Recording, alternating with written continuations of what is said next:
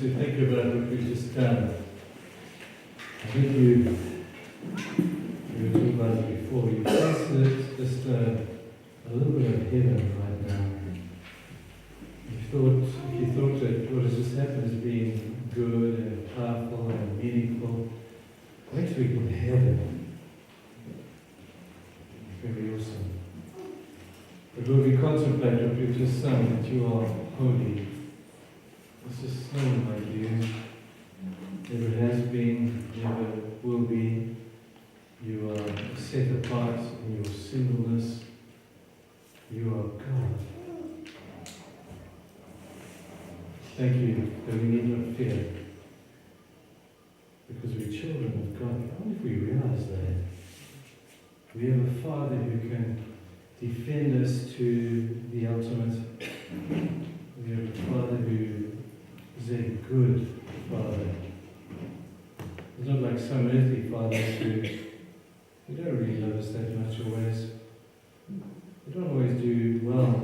We don't want to compare you as a father with them. But thank you that you are the perfect Father. You never leave us, you never forsake us, you never let us down, you never check out on us. You are perfect in all of your ways, and you are perfect in your dealing with mankind.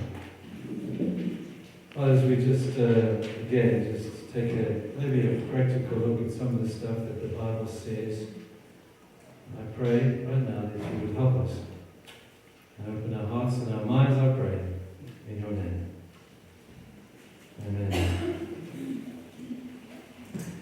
If you have your Bibles, we can turn to the book of Ecclesiastes.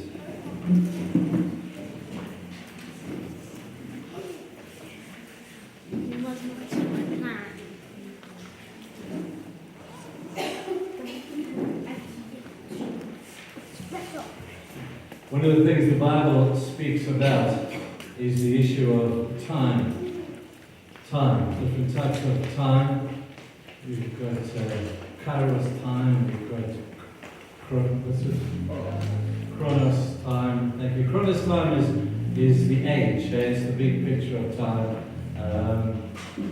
Kairos time is immediate moments, moments in time that a moment can change your life. In fact, psychologists tell us that in the course of an average 80-year-old life, there are 6, 7, maybe 8 moments in your life that have changed you or have defined the person that you are or have become. It's all about time. The Bible has a lot to say about time. So the book of Ecclesiastes is a great book just to turn to on this subject. And Solomon is writing here about something that he is finding to be true. Chapter 3, talking about time. He says, there is a time for everything, and a season for every activity under heaven. A time to be born and a time to die, a time to plant and a time to uproot, a time to kill and a time to heal, a time to tear down and a time to build. There's a time to weep and a time to laugh. It's a time to mourn and a time to dance. A time to scatter stones and a time to gather them. A time to embrace and a time to refrain. A time to search and a time to give up. A time to keep and a time to throw away. A time to tear and a time to mend. A time to be silent and a time to speak. A time to love and a time to hate. A time for war and a time for peace. What does the worker gain from his toil? I have seen the burden God has laid on man, and he has made everything beautiful in his time. You know that verse well, I'm sure.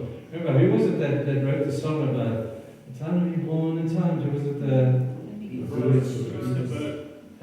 Christopher Pete Seeger. Okay, there we go. We have a thorough musician amongst us. I used to love that song as a teenager. You guys are too young to remember it. But it's all about time. And so I want to take you today through, I hope it will be kind of a practical look at this thing called time. And, the Bible tells us to redeem the times because the days thereof are evil. And redemption is a word where we fix something that has been broken. So the answer is don't wait for it to be broken before you use it. So at the end of our days, there are many things that I would love to be able to redeem. Times that I have wasted, times that I've not done well, times that I've messed up. And the Bible says there's a time that you can redeem the past. But if you don't want to redeem the past, then do the past with wellness. Do the past with knowledge. Because that's what Solomon is trying to talk about. He's saying, you've only had the wisdom to do time again. You've only had the wisdom to know how to apply my time, because it's the most valuable of all commodities. So, you know, I want to suggest to you today that in our lives, there are maybe different times and places, different things. But at the end of the day, time is kind of like a game of snooker. You have a ball over here, and you whack this ball, into this ball, and all these things are going everywhere. Okay? And then my thesis is that every 10 years, you get to pull all these balls together again and start the game again. Every 10 years. It's interesting that decades are an interesting period of time. And if you understand what I'm taking you through today, you'll get the picture of what I'm saying. That it's interesting that every decade has a different question associated with it.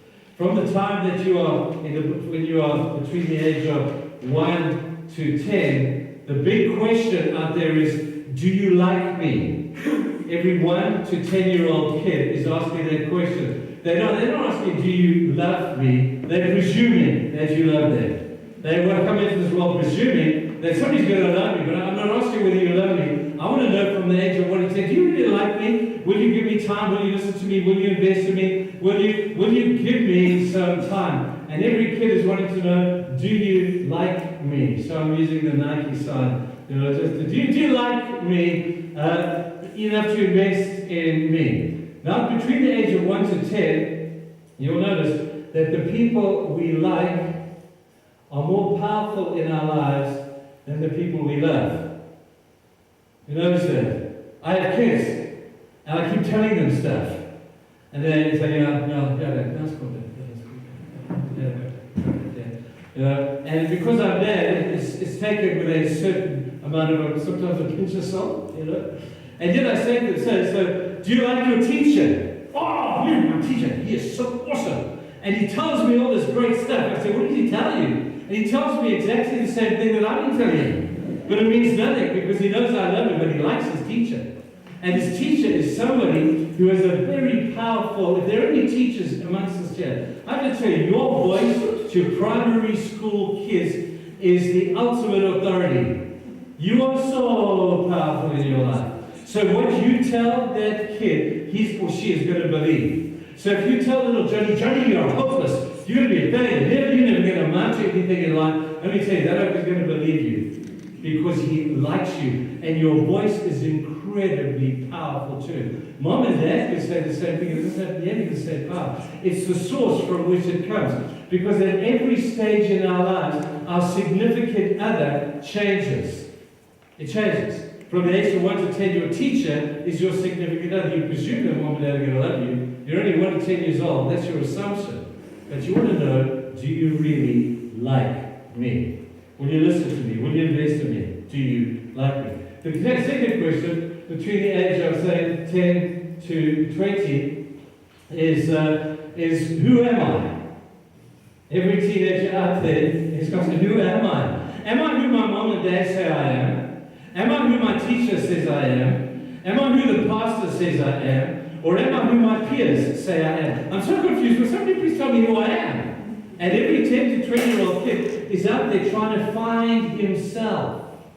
Now, if you understand this, and I learned this from a guy, Tony Campolo, who's got some great stuff that he teaches, and he says this, there's only one way to create a self, because everybody out there is trying to find themselves. You know, I don't know anybody who ever has. Do you? You never find yourself, because the self is not waiting to be found, the self is waiting to be created. You create a self. And there's only one way you create a self, he says, is through commitment. It's commitment that determines identity. It's commitment that determines who you will ultimately become. It's commitment to your values, to the morals and the ethics and the stuff that you've grown up with. That is what is going to shape you and you will know who you are by the things you're committed to. So make sure you're committed to the right stuff. It's commitment that grows a self. Don't try and find yourself, because the self is not waiting to be found. The self is waiting to be created. I remember when my dad was a very quiet man, but when he spoke, I tended to listen a lot to him. And the time came for me to leave school, and I had to go join the army. It was in those days when we had to do that stuff. And so I went and I joined the army. My dad said to us, he said, Trevor, I don't know much to say to you, but he said this one thing. He said, never forget, the one thing I want you to remember is when you get out there into that big, mean world, and I grew up in this very sort of conservative Christian environment, he says, nail your flag to the mast the first thing you do. And I said to him, what do you mean? He says, let people know where you stand, because we were Christians, you see. So then I go and join the army. Yes. And I'm thinking, there are people who say words to me I've never heard before. You know, they're calling me terrible names. And they're forcing me to do horrible things, you know. And I'm thinking to myself, well, you know, how do I do this? So I remember the words of my dad, because in our family, my family was nearly destroyed by alcohol. My previous generations, from my mom's side, pretty much all of them died as alcoholics. The booze got there. And my dad said, don't touch this stuff. You can if you want to, but your commitment is to Christ. Be careful how you mess around with booze. So I walked out of my house into this place saying, I'll never touch booze, because I've seen what it's done to my family. Anyway, I get to the army, and all of a sudden these people drinking this, I was like, stupid. And I'm sitting drinking my Coke, you know. And I'm thinking, I hope these people think there's brandy in there, because then maybe I won't be such a nana. You know? But I tell you what, I got such a hard time about doing that. They wanted to force me, and I had a few fights over this thing, and I got beaten up a few times because I just wouldn't drink. And often used to think, I'm going to be so much easier. Just give me a beer, you know. And I knew I was in trouble the moment I didn't ask for an alcoholic drink, you know. But I stuck to my commitment. And at the end of the day, I earned the credibility of the people because of my commitment that I had so strongly made. Now, I don't know what your commitment to that stuff is, but mine is a strong one, because I see the devastation that stuff can sometimes cause. Now, for me, that was my commitment, and it shaped very much one aspect of who I became and now presently am. So commitment creates identity. If you have a look at Moses had no problem in understanding who he was, because there he was in Pharaoh's palace. He had been taken out of the river by Pharaoh's daughter and given the most privileged of lifestyles. He never forgot, however, who he was, because one day he saw a fellow Israelite being beaten up by the Egyptians, and he said, don't do that. That man is one of me and I am one of him. He never forgot his identity. He never forgot who he was in the midst of all the splendor of the palace, in the midst of all the privilege that came with being the adopted son of Pharaoh. He never forgot who he was. And who you are is going to be determined by the commitments that you make between the ages of 10 to 20. So you have to make good commitments. I am watching. Make good commitments over there.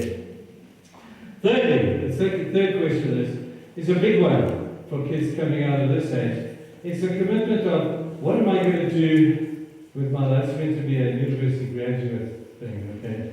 And here's the guy standing there, graduated. What am I going to do for a living? Now, I'm not asking what you're going to do for a career, because a career is something that you make money out of. I don't want to compare your career with your calling. That's the first thing. What am I going to do for a career? And the second thing is, who am I going to marry? And who am I going to live out this commitment to whatever with? This is fine art. You can buy this up with an auction. What will I do with my life, and who will I do life with, is the question that we're asking between the age generally of 20 to 30. Few years either side for some people. It's a big question. When we ask what are we going to do with our lives, we're not asking what are you going to do for a career, because that's what you do to make money. But I want to ask you what are you going to do for your calling, because there's a difference between a career and a calling. And so many people get so swept up in their career that they forget the calling of God. People, listen here guys, between this age group, God has a calling on your life. There is a purpose for which you have been born. You know, it's not just to take up space and make a lot of money and breed children. It's not the purpose. You know, the purpose of God, there's a calling. The verse says that God has put you together in your mother's womb. He's taken DNA from your mom and your dad. He's put it together. He has shaped you in a specific way, and He's shaped you for such a calling for the time that you will be in this world. And He's created good deeds that you will do in advance. He knows what He wants you to do. And He's created you with that in mind. You say, wow, is that true? Absolutely true. You say, can God really do that? Oh, of course He can. That's easy for Him. And so in His mind, He shaped you. He formed you in your mother's womb. And He says, I've made this person for this particular purpose and to fulfill this particular calling. So never let your career overtake your calling. Start asking God right now, what's my calling in life? You know, Moses' career was to be Pharaoh's sidekick, Pharaoh's son. But his calling was to be the leader of the children of Israel. David's calling was to be a shepherd, but his career was to be the king of Israel. Never forsake your calling at the expense, or never expect your calling at the expense of your career, or the other way around. You know what I mean? The second question is, who will I do it with? Who am I going to do life with over here? And so we find ourselves a life partner. And we get married for the stupidest of reasons. I don't know, you know, some people get married because they fall in love. You know, you've got to have a better reason than that. You've got to have a better reason. In fact, I read an interesting statistic that said this. I think it was a Time magazine thing that said they did a questionnaire, one of these big sort of census things, and they did a comparison between people who got married because they fell in love and people who got married because of something else, because they became friends, because they had compatibility. Compatibility was the big word. And they found that the people who got married because of computer dating, their marriages outlasted the marriages of people who got married because they fell in love. You say, how does that work? Very easily. You see, there's something more than romance. There's got to be more than romance in your marriage, because romance will die in intensity over the course of the years. So when you don't have romance, then what do you have? You've got to have something more than romance. You've got Proverbs, yeah. So when romance declines in intensity, you've got to have friendship. You've got to have companionship. You've got to have commitment to values and commitment to a dream and a vision, which overwhelms the romance aspect of marriage. Listen, I've been married 44 years. My wife is very blessed. Been married 44 years right now. Poor kid. You know, anyway, 44 years now, and like your brother says, you know, I love her more today than I did the day I married her, but I'm not nearly as romantic as I once was, to be honest. But our depth of commitment as we go through the storms of life, as we become friends and companions and partners in life, is far better than anything that romance could ever give you. So when you choose a marriage partner, yes. I married her because she's gorgeous, but she begged me to marry her. She begged me to marry her. No, I saw in her, you know, but I conned her, like we all do. During courtship, you know, you con one another, hey? You become what you're not so that the person will like you. You know, you do that. We all don't love, we all do that. Don't feel bad either, because we find somebody who evidences qualities we quite like, and then we think, well, how am I going to win this woman over to my way of thinking? I'll just become what she likes, so I like what she likes, so that she will like me. And the day I marry her, I'll go back to who I really am. And she wakes up the next day and says, who the heck is this? You conned me. You're not what you portrayed yourself to be, because courtship is a fickle time. We're very fickle at the time of courtship, and generally we find out after a couple of years that this is not the man I married. Of course it's not the man you married. You know, now he is the real guy. You know? So we're going to be careful about that. But compatibility is the key. Now, so many people think that compatibility is based upon how many things we agree upon. That's rubbish. If you knew my wife, you would say, how has this marriage ever survived? You've met her. She is like so different to me. We agree on virtually nothing. I promise you. She hates sport, I love sport. She likes pasta, I like steak. You know, we are just so if we had to measure compatibility by the number of things we agree on, we would be divorced in a month. But fortunately, our compatibility is not based upon how many things we agree on. It's based upon the big one. Kind of like this. Sorry, this is turning into a criminal. Yeah, well, I'm talking to you guys. I'm talking to you guys. If you visualize your life as a triangle, and I'm telling you that you've got to find the big one in your life. And when you find someone who shares the same big one as you, then marry that person, because that's compatibility. It's not based upon how many things you agree on, it's based upon the big one. This is how you do it. It's very simple. You arrange your life as like a triangle. Along the baseline of the triangle, you arrange everything that's important to you. Okay, there's your career, there's your sport, there's your hobbies, there's everything is arranged along the baseline. Then as you move towards the apex of the triangle, the baseline gets shorter and shorter and shorter, leaving room for fewer and fewer things. The question we ask when you get to the top of the triangle is only room for one thing. What is it? Or who is it? Should be. Should be. And if you find somebody with the same big one, marry that person. Or put them on the list. You may have a couple that's a big one. And then you judge them by their looks. No, I never say. Compatibility, people, is not based upon how many things you agree on. It's based upon the big one. And I don't know anybody bigger than God. And so Helene's God is the same as my God. Your God will be my God. Your people will be my people. You know that whole thing in the book of Ruth? That is what compatibility looks like. So when romance doesn't last, we must keep it alive for as long as we can, obviously. But find the big one. And then you find this. This is what happens. Here's Helene on this corner, and here's Trevor on this corner. Okay. Here's the big one. This is now come here. Alright. You will find that we try to be closer together. I really want to be closer to my wife. So I try stupidly to fix all the things that we disagree on. It's a long list.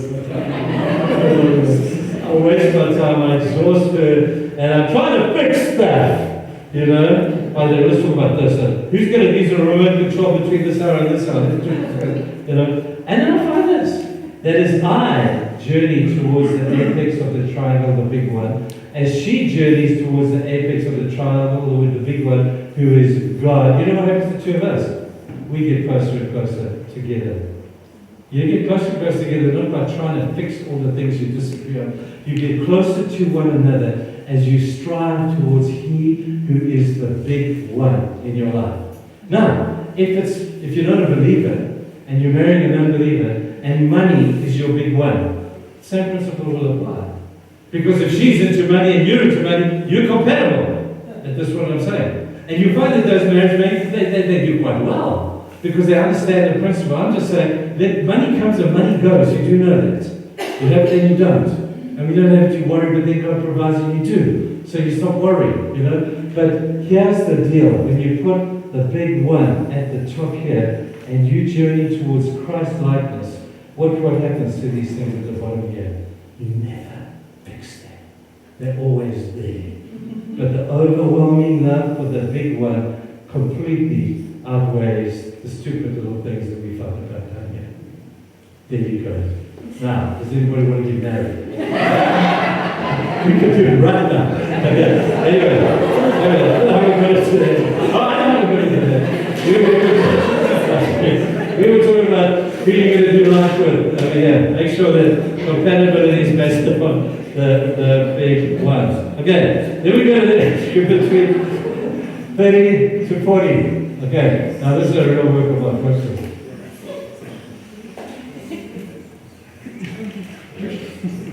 What it is? The chicken without a head. Yes! The chicken without a head. This is the time, it's frenetic, man. 30s to 40s, you've got these children things coming along. You've got a boss who beats you up, and you've got demands, you've got bills, you've got houses you've got to buy, you've got ambition, you've got competition from all your competitors. This is an incredibly hectic period of time, and so much can go wrong during this period. You can get diverted off the track so easily between this age and the next. Now, the 30s to 40s are a time where we're managing all the demands and the expectations of the world and the people around us. It's a tough time. So glad it's over. You know? And it's a critical time because your morals are going to be tested. Your ethics are going to be tested. You know, you're going to try and find shortcuts through life. And shortcuts never lead to a place you want to go. You do know that. And then we try and we think that charisma is going to do it. Now, charisma without character leads to chaos. Now, I have nothing against people who have great people skills and great abilities and great talents. I have nothing against that. But if that's all you've got, you're going to find yourself in a difficult place. Because you can have all the charisma and the talents and the gifts in the world, but if it's not built on a foundation of deep character, you're in trouble. Now, let me explain something about character. Many of you, I'm sure, will have heard this before. You know what an iceberg is saying? Iceberg floats in the water. I'm using up all the Christmas paper. Okay. Iceberg floats in the water. And the people who had the Titanic down the surface later. Anyway, they found out that 80% of the iceberg lives below the waterline. You only ever see 20%. This is where your character lives, below the waterline of your life. This is where your morals live. This is where your ethics hang out. This is where your principles of living hang out. That's where your character lives. And it's a place only you and God go. Even the person closest to you will probably never get to know much more than 20% of who you are. Isn't that crazy? Been married for 40 years, 44 years. And I don't think Aline, she probably knows maybe 30% of who I really am. Because again, there's places where we go and God goes that nobody else is able to go to. This is where our character lives. Now, if you have charisma, you have ability, you've got talent, you've got brains, you've got a great, you're out there, you're doing stuff. If you build your life upon this, you will get through the storms of life. Another piece of paper. Can you hear me? Yes. All right. Is that, what's it? Okay, number 9. You can hear me, I'm sure. You know, we often, where I live, we're by the sea, and we see these beautiful, pretty little yachts floating down in the ocean. And very often they're so nice, calm weather, and everything looks really, really nice. But you'll notice after certain times there are storms that arise. And the sea could go from mirror to monster in the matter of a few minutes when the winds begin to blow. And I've often wondered, how does this little sucker stay afloat in the midst of a massive, huge storm? Well, the answer is simple. He has what they call a keel. And in this keel is pumped concrete. And 80% of the weight of this yacht is below the waterline. You don't know it's there. You can only see the top 20%. And I, baby, can fool you with the top 20%. I can make myself look a lot better than I really am, and I'm doing that right now. In the hopes that you think that I'm an okay kind of person. So I con you again. Yeah, we are continuing to con one another. Because I know you will never know more than 20% of who I am. You don't know who I am in the dark. You don't know who I am in the crisis point. You don't know what's going on in my mind. Only God knows what goes on down here. But this I do know. I have weathered many, many storms in life. You know why? Because I've invested in the bottom line here, where you can't see. But you can't throw a storm at me now that I don't think I can't win against. Because I know that I have, in the course of time, developed character down here that is able to stand against the storms. So when the winds blow and the waves are just about to crash over your boat will stand firm if you have done some work below the waterline. So build character. Don't worry too much about charisma. And watch what happens, how you weather the storms of life. You'll weather them far better. Have a look through your life. And I'm the benefit of being, as I said, a bit older than you guys, a lot older than you guys. But I look through life, but I look at some of the people that I have known. And if I were a sailor, I would say I look along the shoreline and I just see shipwrecks. There's that guy, shipwrecked himself with morality issues. There's that guy who shipwrecked himself with alcohol issues. There's that guy who shipwrecked himself with addiction issues. There's that guy who shipwrecked his marriage. And there's shipwrecks everywhere. But keep your thing floating because you develop character. It's character that determines your identity. And it's the character that keeps you afloat. So you say, well, what do I need at this phase in my life? Let me tell you what you need right here. is you need a mentor. You need a mentor. During the 30s to 40s, you've got huge decisions that you have to make. I'm into this whole mentoring thing. Now, a mentor is not your best buddy. A mentor is not your parent, because parents cannot mentor you. They are your parents. Parents are going to tell you stuff that you want to hear. A mentor is going to tell you stuff that you need to hear. Everybody needs to find a mentor. And everybody, as you get older in life, should be a mentor to somebody. I have a whole bunch of kids that I mentor. And I intentionally do this thing. And I ask the questions that nobody else is questioning. I do not want to do Sunday lunch with these kids. I do not want to be their best friends, because the moment I do that, I can't be their mentor anymore. Because I'm going to tell them what they want to hear. But a mentor is somebody who's objective, who's outside of your life a little bit, who you don't do Sunday lunch with necessarily. And the moment you do, he's probably not going to be the greatest mentor in the world for you, because that's the rule you don't want to break. I had a mentor. Man, I love this guy. His name was Charles Gordon. I don't know if you know Charles. He's a very well-known pastor in South Africa, or was. He's written a whole bunch of books. And one day, Charles Gordon phoned me, and he said he was a mountain of a man. He kind of, my American brother, he was a big guy like this. And he intimidated the life out of me. And he had this voice like I think a gorilla. He would growl at you. And one day he phoned me and said, "Trevor, I'm coming to visit you." I said, "Who are you? What do you want me for?" "No, I'm coming to see you. It's Charles Gordon here." Put the phone down. Who is this Charles Gordon guy? Anyway, he arrives next week in my office there, and there stands this guy, and he sits down in the chair. He says, "I have one question for you." I said, "What is it?" He says, "How's your heart?" I'm fine, thanks. I'm trying to get funny with him. He was not afraid. He goes, "How's your heart?" And he growls at me. And in the end, he said to me, and I said, "Oh, yeah, no, my heart's okay. Church is doing fine." And he said, "I didn't ask about the church. I asked about your heart." He was scary, this guy. And then he took it upon himself. He said, "I'm going to be mentoring you." What if I don't want you? I don't even like you.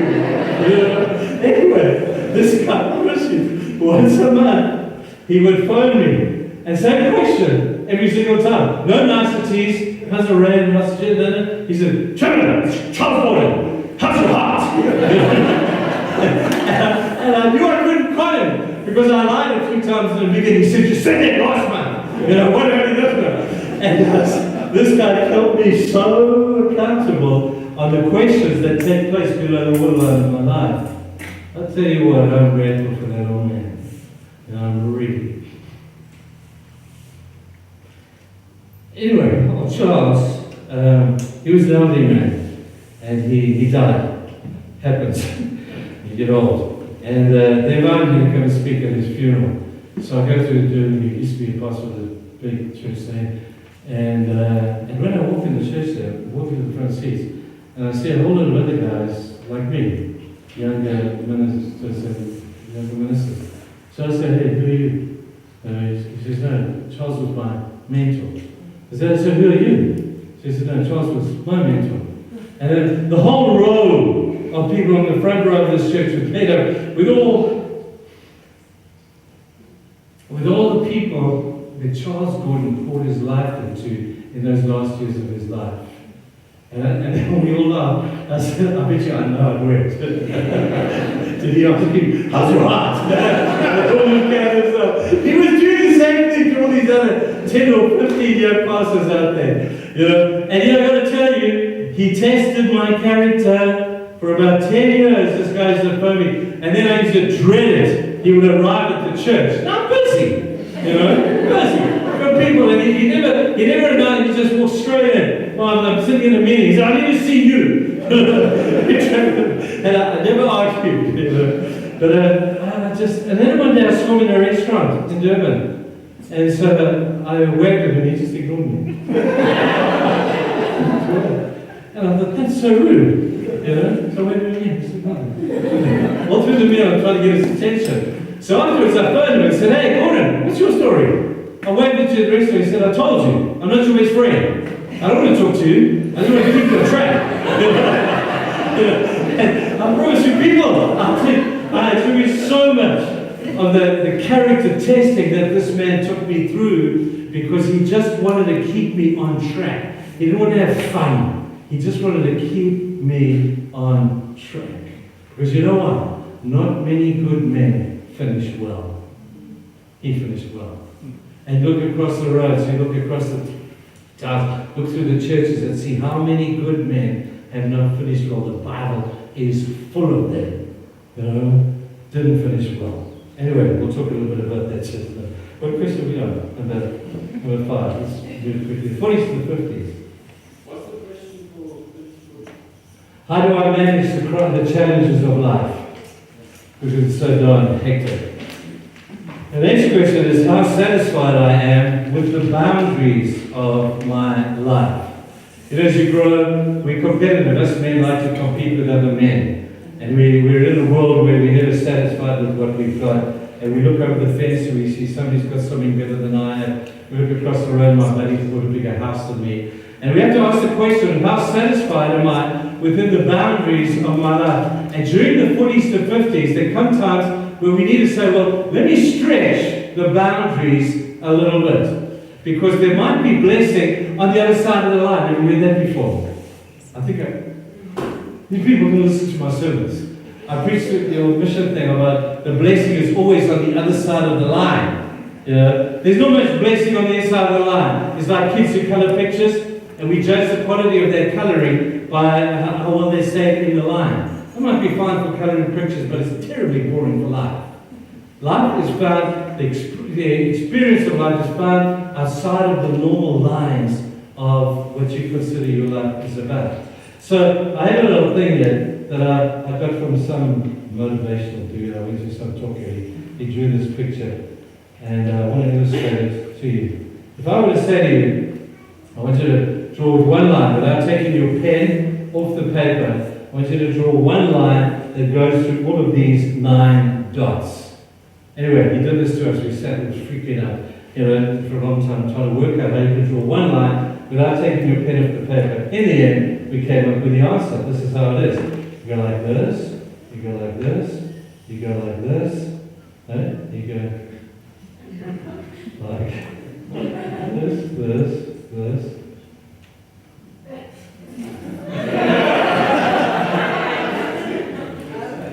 Can anyone help me? You don't say so.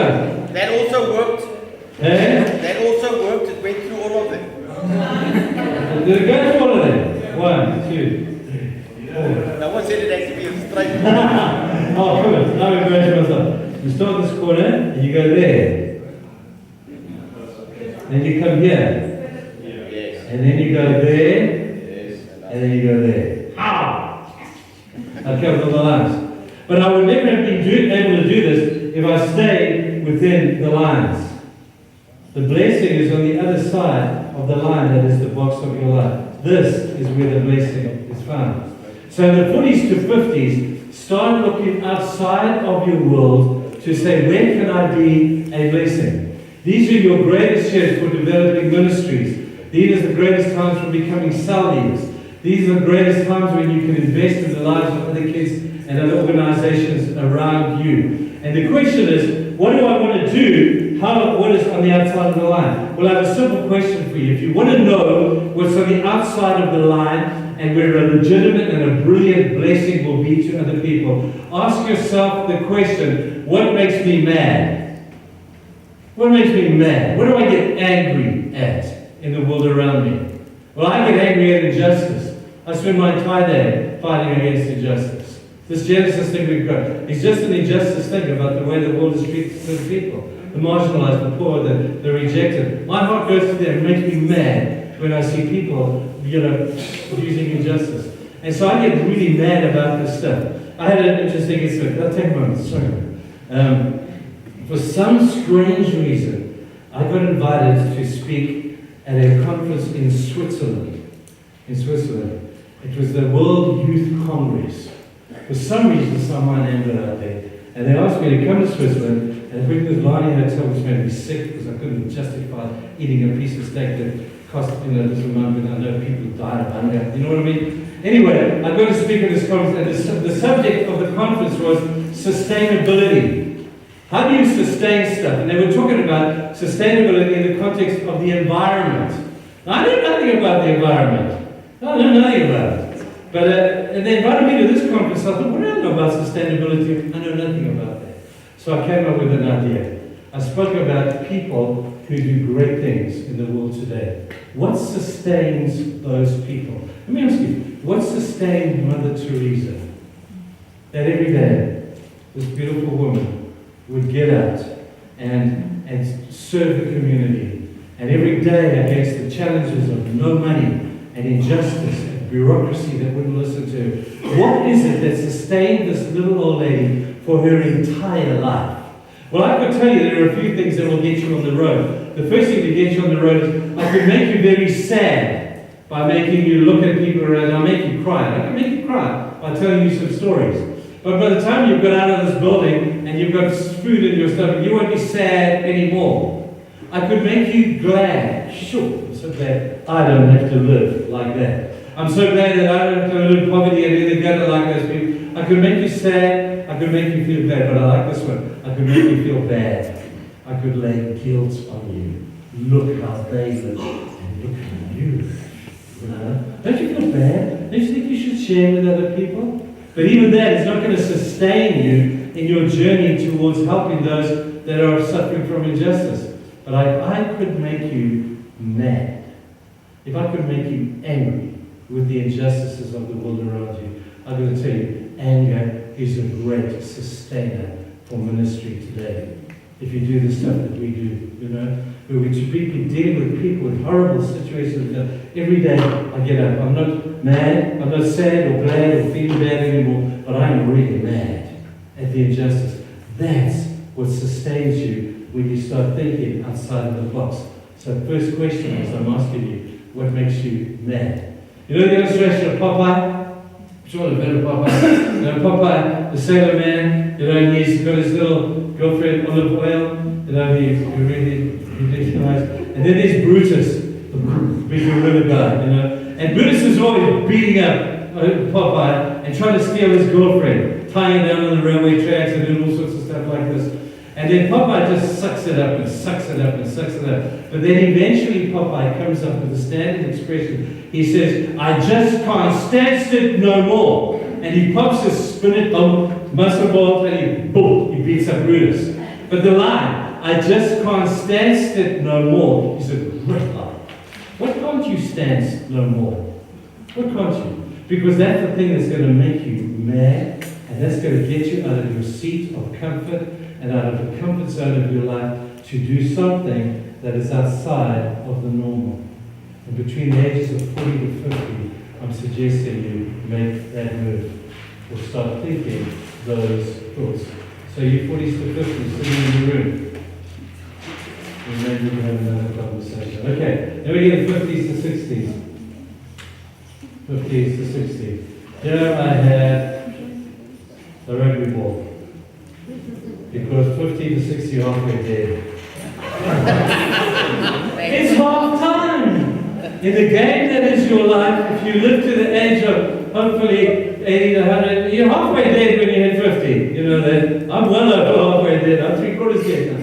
But 50 to 60 is you saying, let me look back on the first time. Now, if you go to a rugby game or a soccer game or a hockey game, and at half time they all go back in the shed, and you think they're putting up their feet and drinking a cup, they're not. When they go back to the shed, they are sitting and they are evaluating the first half. And based upon the successes and the failures of the first half, they plan the second half of their lives or of the game in hopes to win. So they sit around and say, okay, we didn't do that well, we didn't do this well, let's do this better, let's try this. And based upon the successes and failures of the first half, they plan the second half. People, when you hit 50, you need to do that exercise.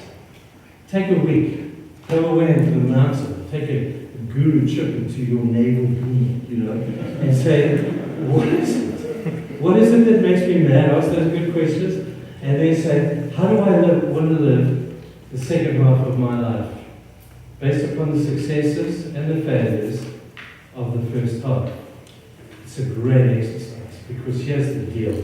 You know, we talk about, and it's become quite common terminology nowadays, about talking about success and significance.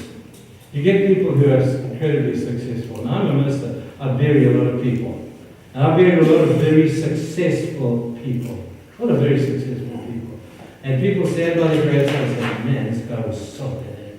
He was so successful. And in the course of my time, I've only really ever married maybe 2 handfuls of significant people.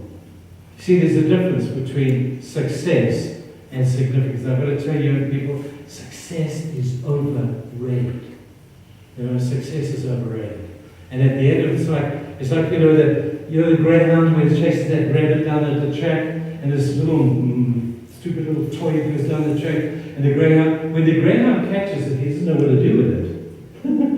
The chase was the journey. The chase was what he did it for. When he finds it and gets it, he doesn't know what to do with it. It's like success. When you get it, you don't know what to do with it. And so you just keep chasing and chasing and chasing until at the end you're exhausted. Everybody applauds your life at the end by saying, man, he was so successful. Do you know how many millions he made? Do you know how many businesses he started? And everybody will applaud your success. Now, I have nothing against success, but if success is all you have, you're in trouble. Because you've got to be significant to die well. So what about dying well? We're moving into the second half. So you kids can go to sleep right now. No, you can't, because one day you will be there. We've got to make sure we know what it is to really die well. So the question here is, how do I turn my success into significance? And significance becomes significance through, you're going to hate this, sacrifice. When I am willing to sacrifice my success for the benefit of somebody else, I move into the realm of significance. That's a beautiful, beautiful thing. And when we take our success and we say, how can I use this for the betterment? We hold so tightly to our success. We hold so tightly to the money I've made and to the stuff that I've done and to the experience that I've had. You know, we've got to turn success into significance. I was flying one day. It was quite a cool event. I was flying one day in America, and I was sitting next to a 50 to 60-year-old businessman.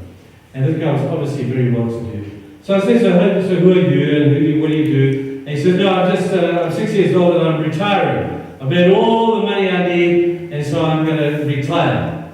And I thought, oh, really? That's cool. But isn't that a bit of a waste? And the guy looked at me and said, what do you mean, a waste?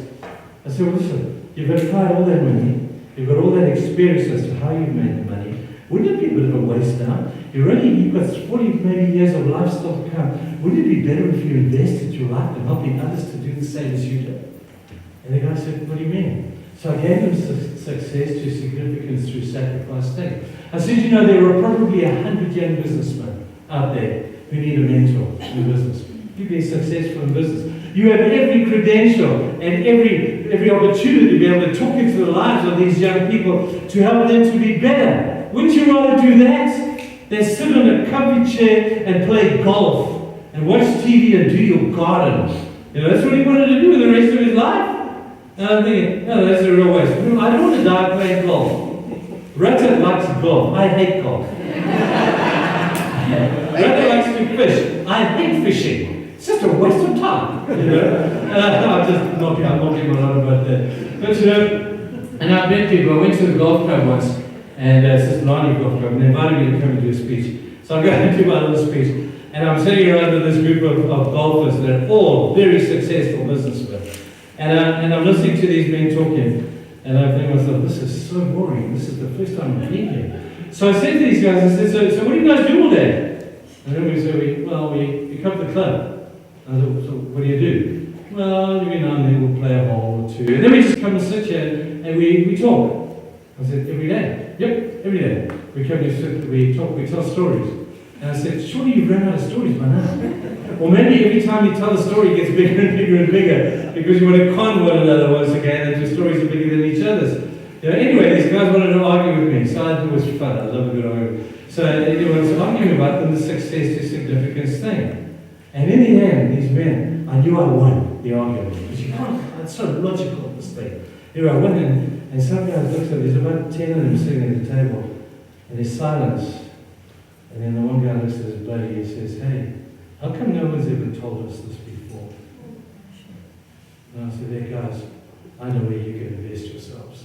I know how you can take your beautiful success, which I do not begrudge, and turn it into separate significance. But unfortunately, it's going to involve sacrifice. Are you willing? Anyway, we met a few times afterwards. It was awesome. And we helped coach these men into becoming significant as opposed to just being successful. People, these are the questions at half time. How do I play the second half of my life? Based upon the successes and the failures. I don't want to die successful. I want to die significant. So the bad news is, the good news is actually you're going to have to sacrifice. Okay, I'm sorry I'm running on you. Okay, we're now doing 60 to 70. Okay, 60s to 70s, the big question of our life is the question to say, why should I let go of the things that define me? Because now you're getting tired and you're still competing with the young dogs and the young puppies who are running around the place that are a threat to you, and you're exhausted and you're tired, and yet you are so determined to be able to compete with the up-and-coming people around you. When are you going to be able to say, let me just let those things go? Because these things that have come to define you can actually become the things that confine you later on in life. So you've got to be able at some stage, generally between 60 and 70, to say, how do I let these things go? What happens if I don't? Or rather, the better question is, what happens if I do let those things go? Well, I'm going to talk to you about happiness. Happiness. I'm halfway through this phase right now, and I'm letting go of a lot of stuff. I'm not just dumping it, I'm letting go very slowly to people and younger guys than myself. And I've got to tell you, I'm the happiest guy in the world. I'm not holding on to anything. I want to let it go.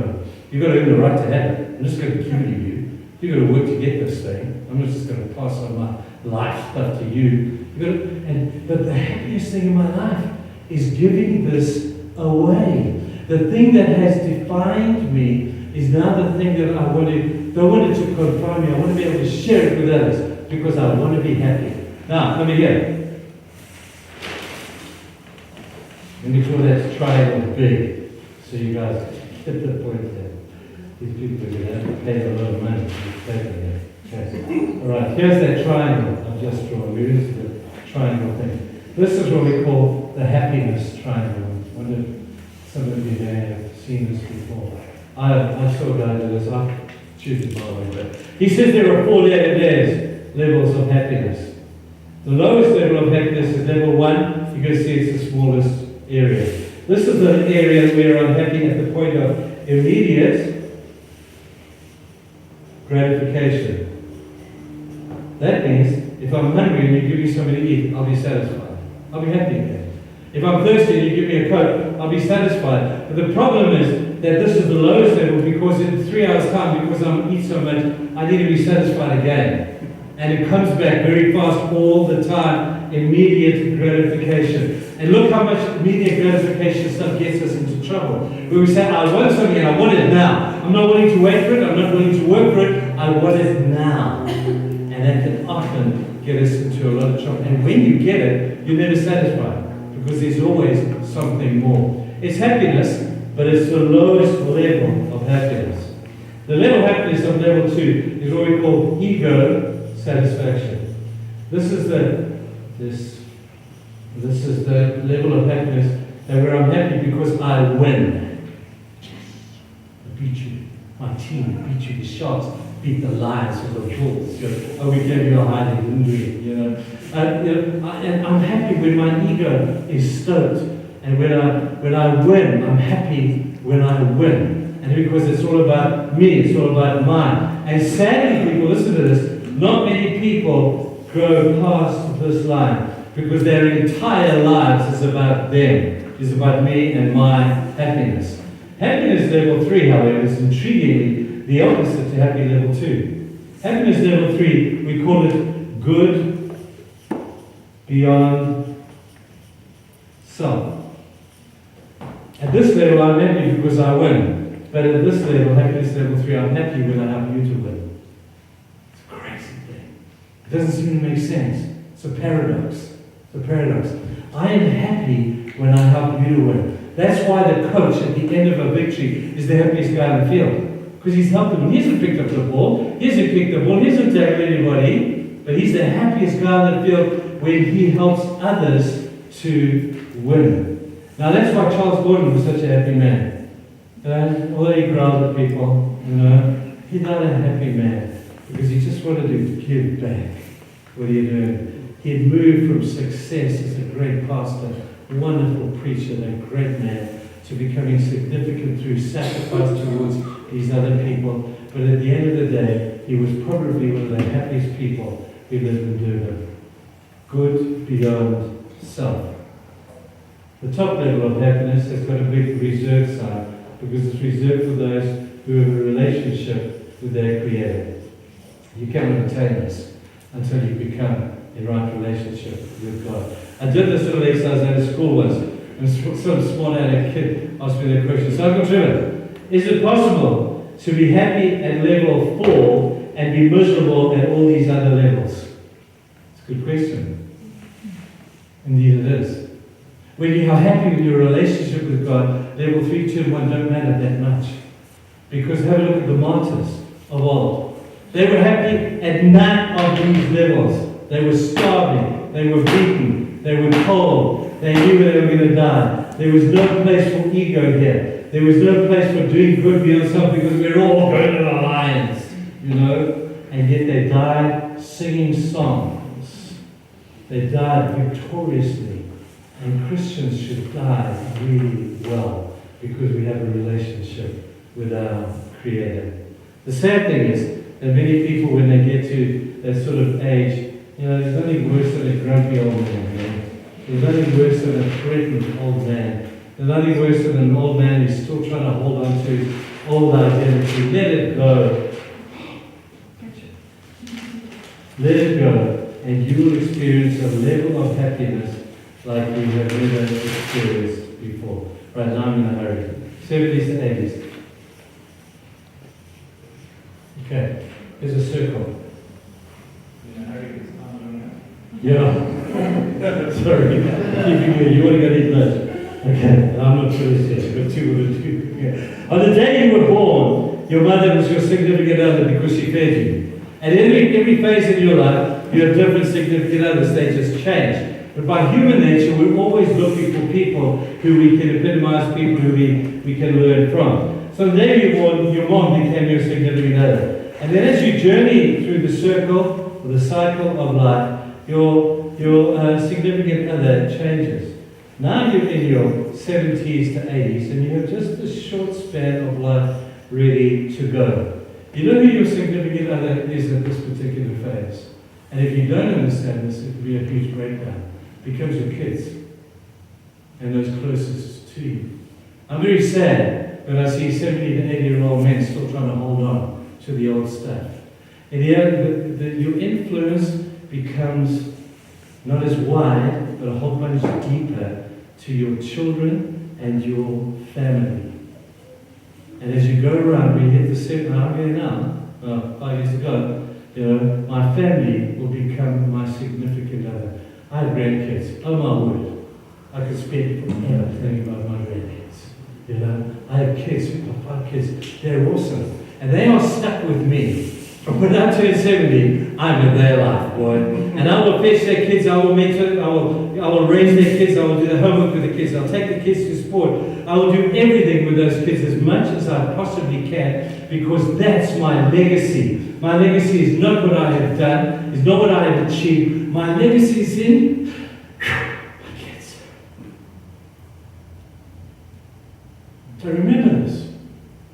When you hit that age, I had a beautiful incident. There's on a Monday, I tried to take a Monday off, and there was a family that we were very close to, and they had this little daughter who idolized me. For some liked me, which was quite nice. This little 5-year-old, 6-year-old kid, and she would go to swimming lessons, and they would come around to our house every Monday afternoon, and I would take her to swimming, And I sat there, and I was much younger, my kids were still at school, but I would take this little girl and take her to swimming lessons. And I met an elderly couple who were in this age group, 70s, 80s. And every time that they were there, they were at the swimming. And one day I said to them, what are you guys doing here? And they looked at me with shock. They had twin granddaughters. They said, man, we're here with our grandkids. I said, well, tell me what that looks like. He says, you know what we do? every day. My wife and I, we get up, and we're so excited. We take our grandkids to school. We take our kids, we pick them up, we take them to school, and every afternoon we go on an adventure.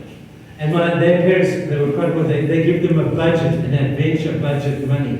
And we sit with these kids and we plan our adventures. We do homework with the kids, then we go on our adventure. And then we get them home at night and we kiss them goodbye, we give them back to their parents, because the parents have been working hard. And we were investing our last years, and the greatest investment you can make is into our grandchildren. I said, yes, I want to do that. That's what I want to do, you know. And now I'm getting to do that, you know, with my grandkids. It's awesome to spend time with them. They drive you crazy, they exhaust the heck out of you. It's such a good investment, because that's the phase of this for life. The whole circle is now turned.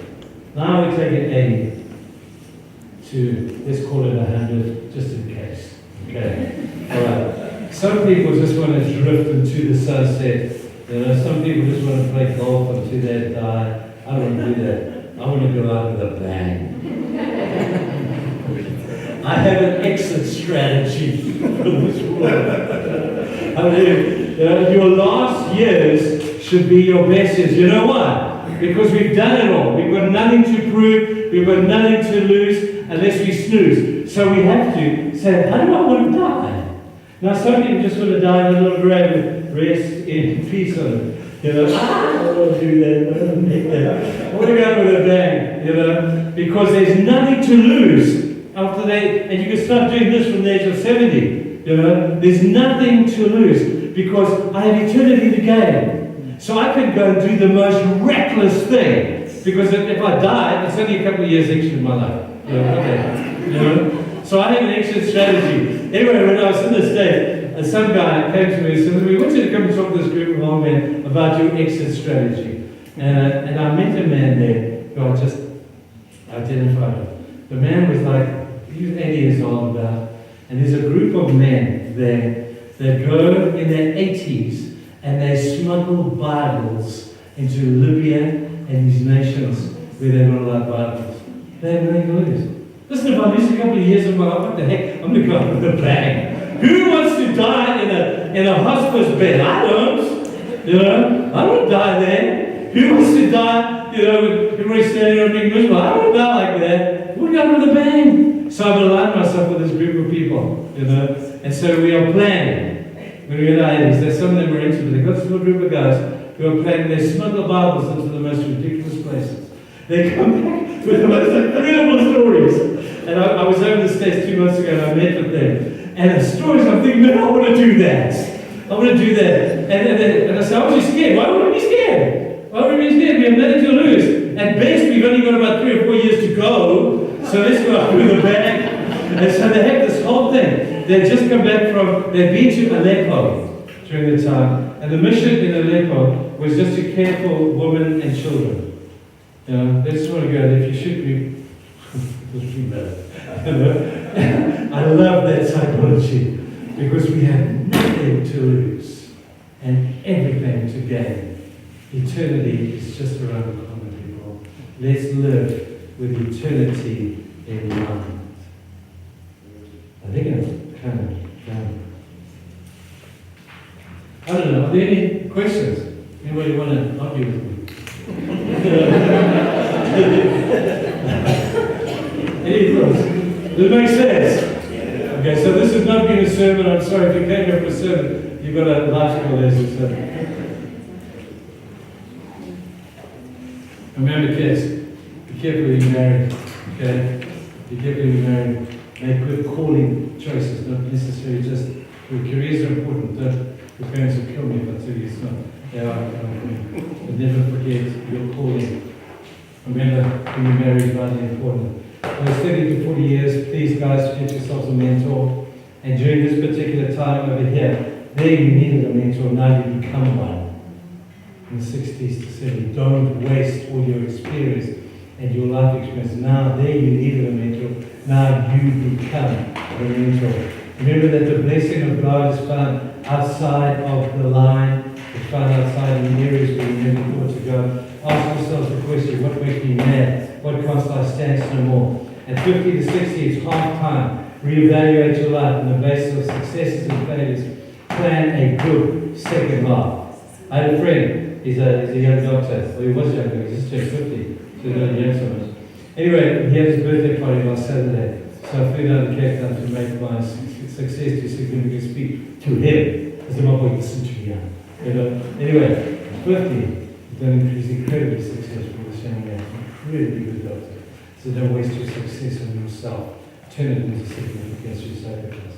I'll be watching him. Okay, 60 to 70, remember, you don't have to hold on for too long. The sooner, when you hit this age, stop competing with people, start to learn to let go, and you will become the happiest people in the world. This is where happiness is found. Beyond the level of lying 2. Ego is zone 2, and good beyond self is zone 3. Remember the 70s to 80s, this is academic for you guys because you don't think you're ever going to get there, by the way. You too will have your hair fall out. And you'll get a big stomach too, you know, that happens. Anyway, between the 70s and 80s, you know, plan to invest that in your life with your children, your family, and it all comes back to home. And for goodness sake, let's plan to go out with a bang. Okay. So I have a question. Yes! Not to argue. So, if, let's say, because it happens, someone has cancer in their 50s, 40s, whatever, you're on the triangle. As you speed things up, as you speed this cycle up, focusing on the Lord and focusing on those around you where you're pouring in, all of a sudden you're doing what you wanted to do in your 80s, but you're in your 40s. You're not doing it in your 40s or 50s. Yeah. Exactly. And so, thinking about priorities, you're just scrapping those other things and jumping down to that upside down triangle. I'm not so sure you're scrapping it. I think you're just speeding up the process. Because if in the 30s and 40s you find yourself successful, you don't want to die sitting with your success. Turn it into significance very quickly. And if you only have 2 or 3 years left to go, you better speed up this process. And you better get to here as quickly as you possibly can. Because you have nothing to lose. Cancer is no threat to us. We can still die incredibly well, as long as you make this plan before you're on your deathbed. I had an incident just this last week. It was such a lesson to me.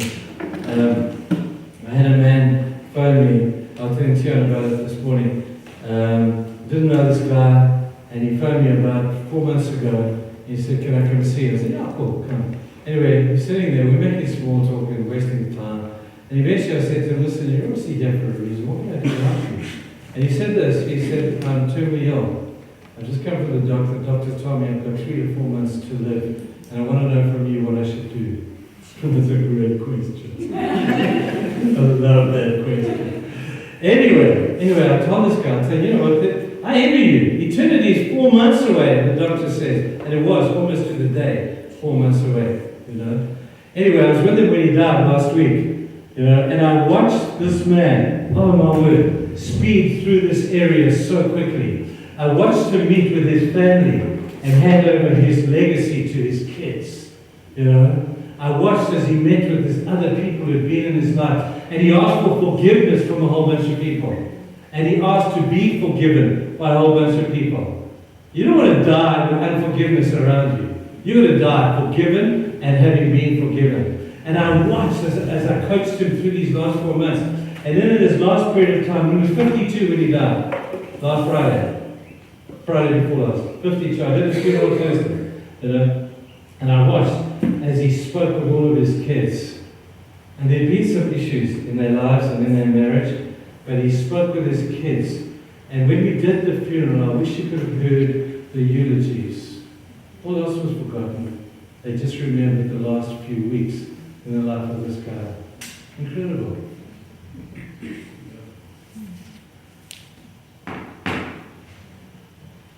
Did he go out with a bang? Well, it was a bit too, I didn't have time to do that. But I remember taking him one morning. I phoned the hospice and I said to him, "I'm coming to get you." He says, "You can't, I'm an hospice." I said, "What you?" So I picked him up in the morning, and then packed up some coffee and stuff, and I went to put this guy in the car. I said, "We're going on an adventure." There's this guy, he could hardly move. So he's skin and bone. He's literally skin and bone. So we put him in the car.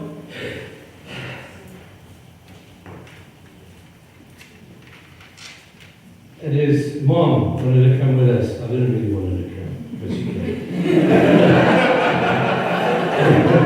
I took him down to St. Michael's Beach, and I had a big beach chair, put him in the chair. Now this guy used to weigh 120 kgs as a bodybuilder. He's now weighs about 45, 50 kgs. He's just skin and bone. He's yellow. Probably, I said, you're going to go up with a bit of a party bag. So I brought all the party stuff. Him, me, and his old lady, early one morning, down on the beach. And we had this fun little party. So I guess he did go out with a bit of a bang, you know, and then 2 or 3 days later, he died. And he died with dignity, he died with no baggage. It was a good death. And there is such a thing as dying well. And this is more for you. I think the old people talk. Anyway, yeah, you've got to speed up the process, but as long as you cover all these bases, you'll be doing great. Okay. Any other questions? Or can we go home? Okay. Well, let me just pray. Father, we want to thank you today for the gift of life and for the gift of time. We don't want to waste a moment of it. We don't want to waste a moment of it with pessimism and negativity and critical spirit. We want to live lives that will bring glory to you. Through the lives that we live, that would be an encouragement to the world around us. That people would say, look at us and say, man, I want to live like that. I want to live life to the full. I want to be successful, but I don't want to die just successful. I want to die significant by pouring my success into the lives of other people. So that when I get to stand before God one day, He will say, well done. Well done. You have used what I have given you really well. And that's a question, God, I know you're going to ask each one of us. You're going to say, what have you done with what I gave you? We're stewards. We don't own the stuff you give us. We are just stewards. And as you gave those talents to those stewards, you demanded accountability from them.